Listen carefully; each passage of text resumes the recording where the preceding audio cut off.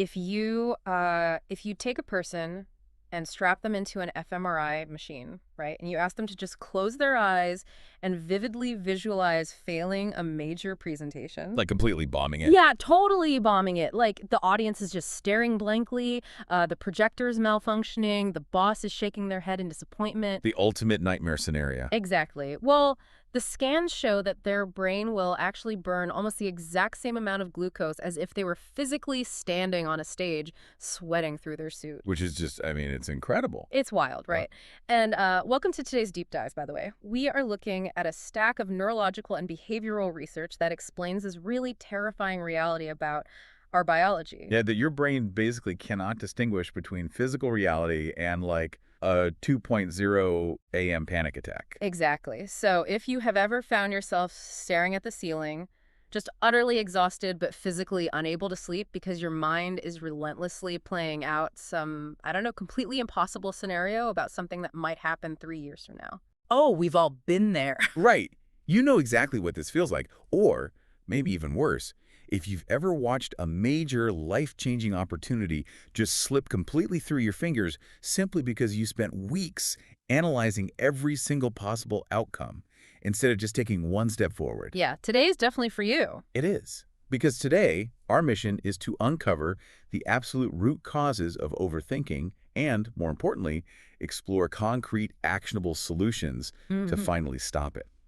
And I think framing it around that fMRI data is just the perfect starting point, honestly. Yeah. Because the reason that ceiling stare is so frustrating is precisely because of that metabolic cost you mentioned. The glucose burn. Right? Overthinking is not, it's not a passive activity. No, it feels like a workout. It literally is for your brain.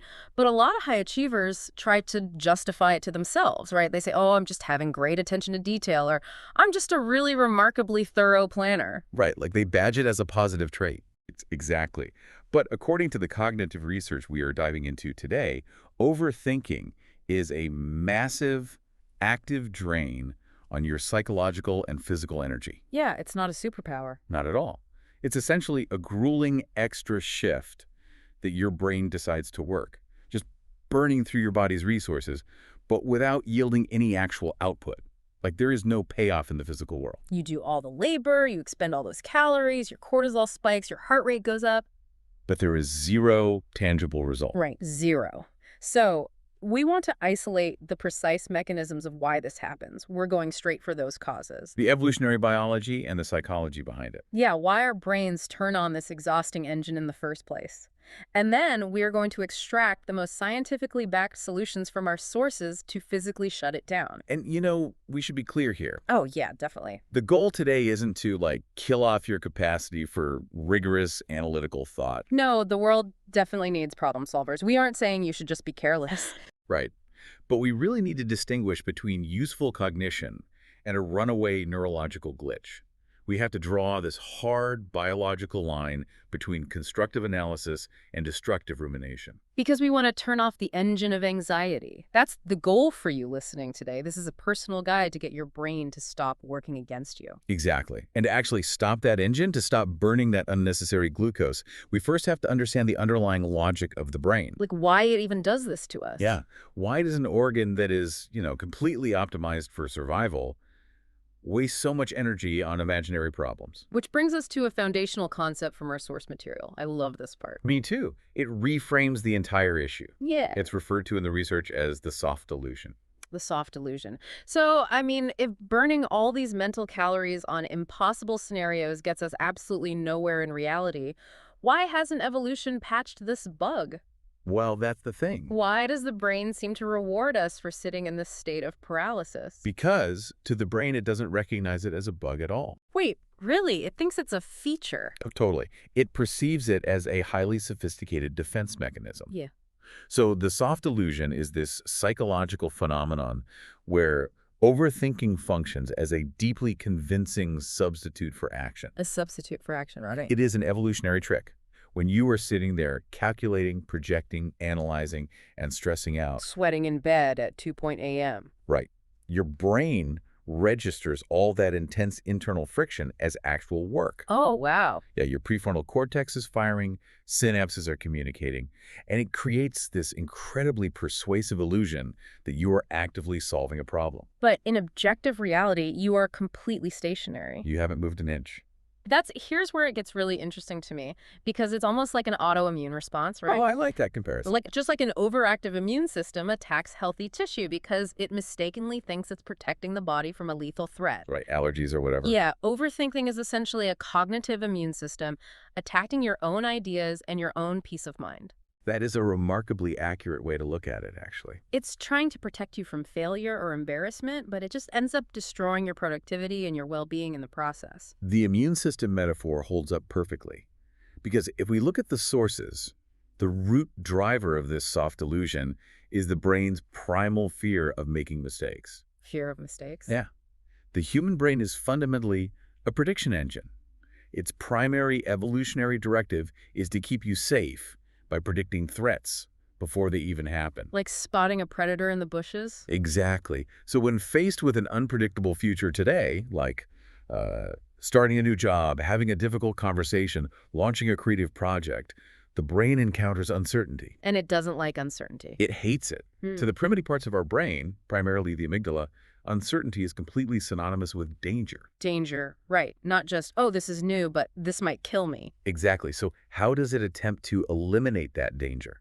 By exerting control. By overthought. Yes.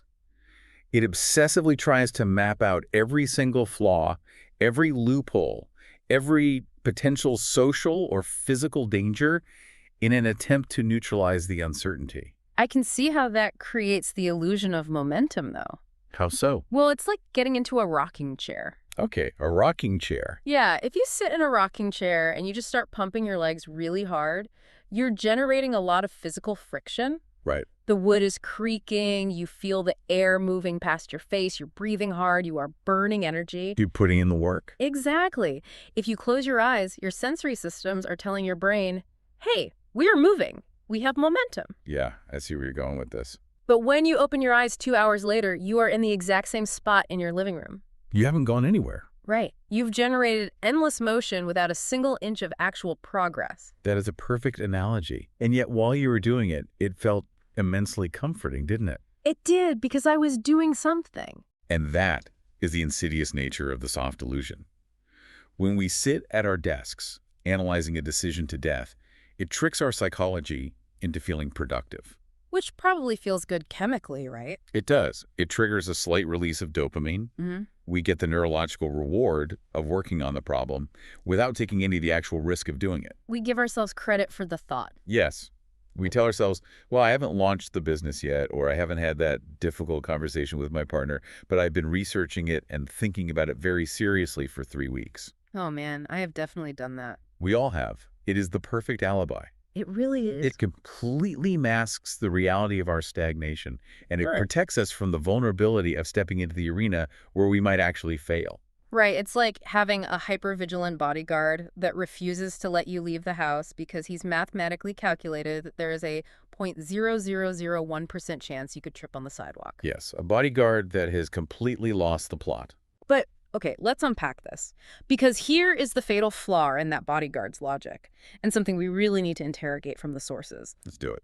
If the brain's goal is to perfectly control the future by thinking through every variable, it is engaging in a fundamentally impossible task. Completely impossible. Because the rocking chair, no matter how hard you pump your legs, is never going to get you to the grocery store. Which brings us squarely to the ultimate reality check provided by the research. Right.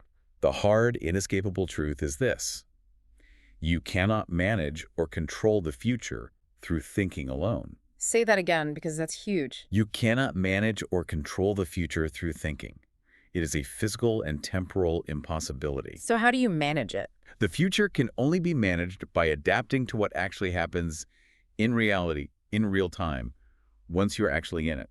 Okay, theoretically, that makes a lot of sense. But Yeah. wait, let me push back on this a bit, because there is a very fine line here. Yeah.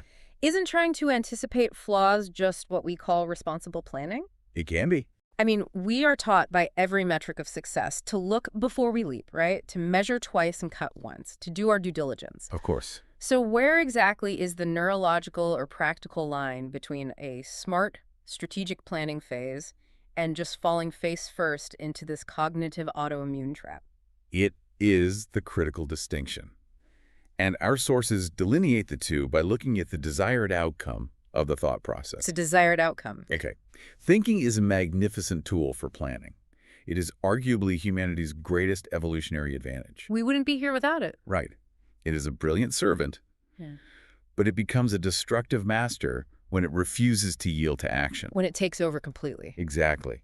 The fatal flaw of overthinking, that precise line you just asked about, Mm. is crossed when the goal shifts from preparation to the pursuit of the perfect plan, Oh, the pursuit of a plan with zero risk. which doesn't exist. It really doesn't. It cannot exist because reality is inherently chaotic, multivariable, and entirely unpredictable. Right. The moment you introduce other human beings, market forces, or simple physics into your plan, the variables change instantly. Nothing survives first contact with the enemy. Right. Exactly. Our source material emphasizes a core maxim that encapsulates this perfectly. Imperfect execution is vastly superior to perfect planning that never sees the light of day. Because imperfect execution actually generates data. Yes, real data. When you live purely in the planning phase, trying to iron out every hypothetical wrinkle, you aren't actually solving real problems. You are just guessing. You are living in a simulation. You're operating in a sterile, imaginary holodeck of your own creation, interacting with ghost variables that might not even exist. The holodeck. That's a great way to picture it. Right. You are spending all this time and energy wrestling with shadows instead of engaging with the physical world. That concept of ghost variables from the sources is just vital here. Let's look at how this manifests in the real world. Let's do it. Imagine someone writing a business proposal. They spend 4 weeks agonizing over the exact phrasing of the third paragraph, Although I've seen people do this. terrified that a potential investor might misinterpret a specific word and reject the whole pitch. Over one word. Right. They are attempting to control the investor's reaction through perfect planning. But that investor's reaction is a ghost variable. Because it hasn't happened yet. And it might never happen. The investor might not even read the third paragraph. They might only care about the financial projections on page 10. Or, they might be having a terrible day because their dog is sick. Exactly. And no amount of perfect phrasing is going to change their mood if they're worried about their dog. Right. The simulation completely breaks down upon contact with reality. Because the simulation assumes a perfect, rational world, which we don't live in. We really don't. When you execute an imperfect plan, when you just hit send on the proposal, you break the simulation and enter the physical world. And then you get a real response. Exactly. The investor says, hey, I don't like your revenue model. That is real data. Now you have something to actually work with. You can now adapt to that reality.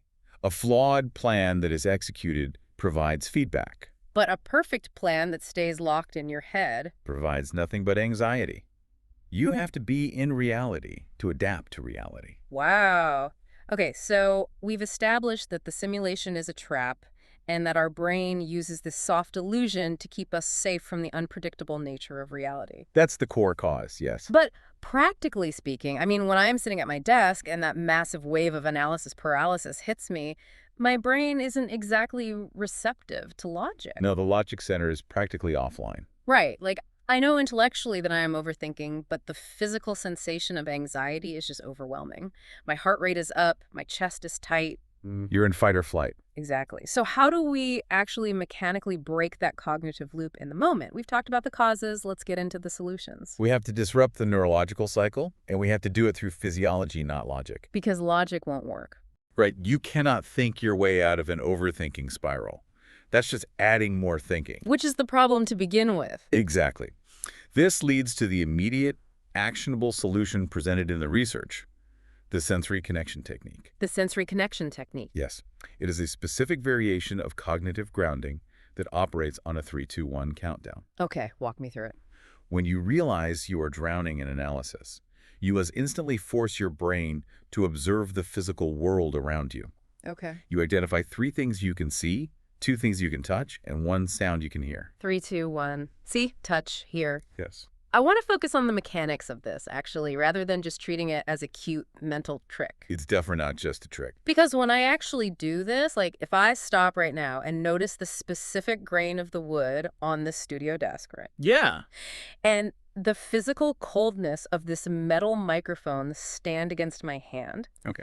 and the low frequency hum of the air conditioning unit above us. You're grounding yourself. Right.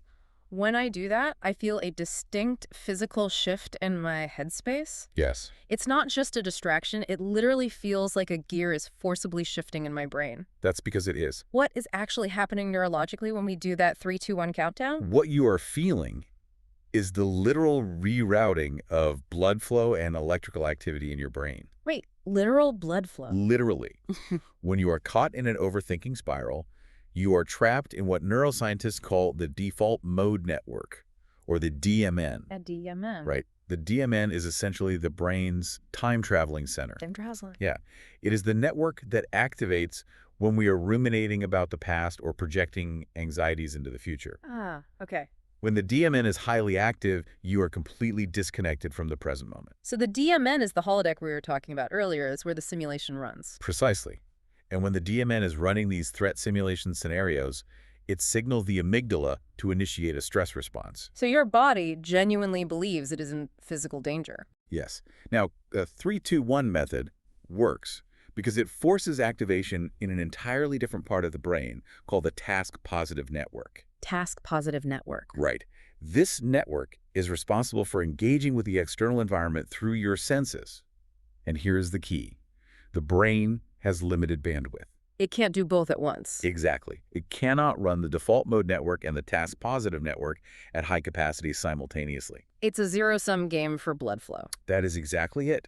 By forcing your visual, tactile, and auditory processing centers to engage with immediate, concrete reality, you are physically pulling the plug on the DMN. You're starving the simulation of power. Yes. Furthermore, you are sending literal safety signals to the amygdala. Oh, because you're looking around and seeing nothing dangerous. Right. By grounding yourself in the sensory reality of the present room, you are providing empirical evidence to your nervous system that you are physically safe. You are proving to your primitive brain that there is no predator in the room. Exactly. The abstract dread evaporates because the brain is forced to acknowledge the concrete safety of the present second. That is fascinating. It's a biological override switch. It really is. But, our sources take this concept of stepping out of the cognitive simulation a step further. They do? Moving from the neurobiological into this deeply philosophical insight about who we actually are. Yes, the identity piece. Right. There's a specific line in the text that, for me, fundamentally shifts how we relate to our own minds. It says, "You are not your thoughts. You are simply the person listening to them." It's a powerful line. It really is. This touches on a concept known in psychology as cognitive diffusion. Diffusion, like unfusing two things. Exactly. We are deeply conditioned from childhood to fuse our identity with our internal monologue. We think we are the voice in our head. Right. We operate under this flawed Cartesian assumption. I think, therefore I am. We assume that if our brain is generating anxious thoughts about failing a project, then we inherently are anxious failures. Right. We take complete ownership of the thoughts. You do. If I have a sudden intrusive thought that says, "You have no idea what you are talking about and everyone is going to find out." Imposter syndrome. Yeah, my immediate instinct is to believe that thought is speaking a deep, objective truth about my identity. I identify as the thought. And that identification is the absolute fuel for overthinking. How so? Because if you believe the thought is you feel compelled to engage with it, defend against it, or analyze it to death. Oh, wow. Yeah. The separation between your core identity and your internal monologue is the key to liberation here.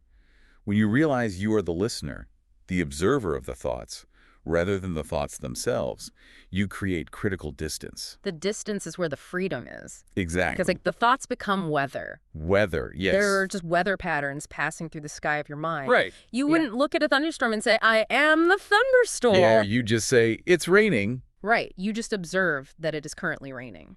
In the same way, you don't have to attach your identity to every anxious cloud that floats through your prefrontal cortex. Precisely. You don't have to follow every single thought down the rabbit hole just to see where it goes. You really don't. You can just sit on the porch and watch the storm roll in, knowing you are safe inside the house. I love that. Sitting on the porch. You can acknowledge the thought, oh, there is a thought about me getting fired, without accepting the premise of the thought. That distance gives you a choice. It does. It removes the biological compulsion to act on or endlessly analyze every single piece of junk data your brain throws at you. Okay, so let's track where we are. The 3-2-1 technique shifts the blood flow away from the default mode network, stopping the immediate panic. Right, the biological override. And cognitive diffusion, recognizing we are just the listener, keeps us from getting sucked back into the simulation. It keeps you on the porch. We are sitting safely on the porch, but eventually the storm passes and the actual work still has to get done. Yes, reality is still waiting. The business proposal still needs to be written. The difficult conversation still needs to happen. Grounding yourself doesn't write the report. Exactly. So how do we transition from this state of grounded observation into actual forward momentum without triggering the amygdala and starting the whole overthinking loop all over again? You need to generate momentum that flies entirely under the radar of your brain's threat detection system. Under the radar. Okay. This brings us to what the text calls the ultimate long-term antibiotic for overthinking. Let's hear it. It's reducing the task in front of you into an action that is too small to be rejected. Wait, too small to be rejected? Yes. I want to interrogate this because honestly, on the surface, that sounds like a cheap productivity hack. It sounds overly simplistic, I know. Yeah. If I'm stressed out of my mind about a 50-page analytical report that is due on Friday, doing something microscopic isn't going to fool my brain into thinking the work is done. No, it won't fool it into thinking it's done. So how does taking an insignificantly small action actually cure the paralysis of a massive project? It works because it is based on the physics of momentum and the neuroscience of threat detection. Okay, break that down for me. The source material provides a brilliantly specific example. Let's stick with your 50-page report. Okay. When you are paralyzed by overthinking, your brain is obsessing over the magnitude of the entire document. It feels huge. Right. It is simulating the research, the structure, the potential criticism from your boss, the late nights required to finish it. All the ghost variables. Exactly. That massive block of variables triggers a massive fear response. The activation energy required to start is impossibly high. It's static friction. Yes, physics. Right. In physics, static friction, like the force required to get a completely stationary object to just start moving, is always significantly higher than kinetic friction, which is the force required to keep an object moving once it's going. It takes a massive amount of energy to push a boulder from a complete standstill. But once it's rolling, it's relatively easy to keep it going. That is exactly what is happening in the brain. To overcome that static friction, you must explicitly forbid yourself from thinking about the whole boulder. Oh. The text advises that to cure this specific paralysis, your only task, like your entire universe of responsibility in that moment, is to open a blank file and type exactly one title. Just the title. That is it. You are forbidden from writing the introduction. You are forbidden from outlining. You just type the title. But again, how does that actually help? I mean, I've typed the title. I still have 50 pages to go. Because it completely bypasses the brain's fear of making a mistake. Oh. Right. The brain looks at the task, typing a single line of text, and the amygdala doesn't register it as a threat. It says, well, there is no danger here. Exactly. I can't really fail at typing a title. It requires almost 0 calories. So the resistance drops to 0. You sneak the action right past your own security system. But the crucial part is what happens next. What happens? The moment your fingers hit the keys, you have transitioned from a state of static overthinking into a state of kinetic physical action. The boulder is rolling. Yes. You have broken the soft illusion. Movement always overcomes fear. So we are essentially tricking our physiology. We are. Because typing a title is a physical act in the real world. My fingers are hitting the plastic keys. I am seeing the letters appear on the screen. You're out of the DMN. I am no longer in the holodeck. I am engaging with reality. You are. And the text provides a really profound final directive on this exact point that flips conventional wisdom completely on its head. Oh, I know what you're going to say. It warns us, do not demand that your mind simply quiet down or calm down. Which is, honestly, the most infuriating thing you can say to someone who is panicking. It really is. If I am in an overthinking spiral and someone tells me to just calm down, my stress levels instantly multiply by 10. Because you cannot fight the mind with the mind. Say more about that. You cannot use the instrument that is causing the panic to logic its way out of the panic. Right. Instead, you must give the brain something physical to do with your hands or your body. Action creates the calm. Action creates the calm. Yes. By executing a micro-action, you are shifting the brain's resources away from the abstract simulation of the future and funneling them into physical coordination in the present. The motion itself becomes the anchor. Exactly. That completely reverses how we are taught to operate. I mean, we have this pervasive cultural narrative that we need to find our calm first, and then we can take action. Right. Get in the right headspace first. Yeah. We think we need to meditate or journal or think our way into this pristine state of Zen clarity before we can even start the difficult project. But this research is saying the exact opposite. The action is what generates the state of calm. The movement is the medicine. It is a fundamental paradigm shift. When you are caught in the overthinking loop, your mind is a runaway train. Yeah. You cannot stop it by standing on the tracks in front of it and yelling, "Stop!" You'll just get run over. Exactly. You stop it by switching the tracks. Wow. The 3-2-1 sensory grounding is pulling the lever to switch the tracks. And the micro action, typing the title, sending the one-sentence email, making the single phone call, is the new track. This completely reframes the entire architecture of how we deal with mental paralysis. It gives you the power back. It really does. Let's synthesize this journey we've been on because we've covered some dense neurological ground today, focusing on both the causes and the solutions for overthinking. We really did.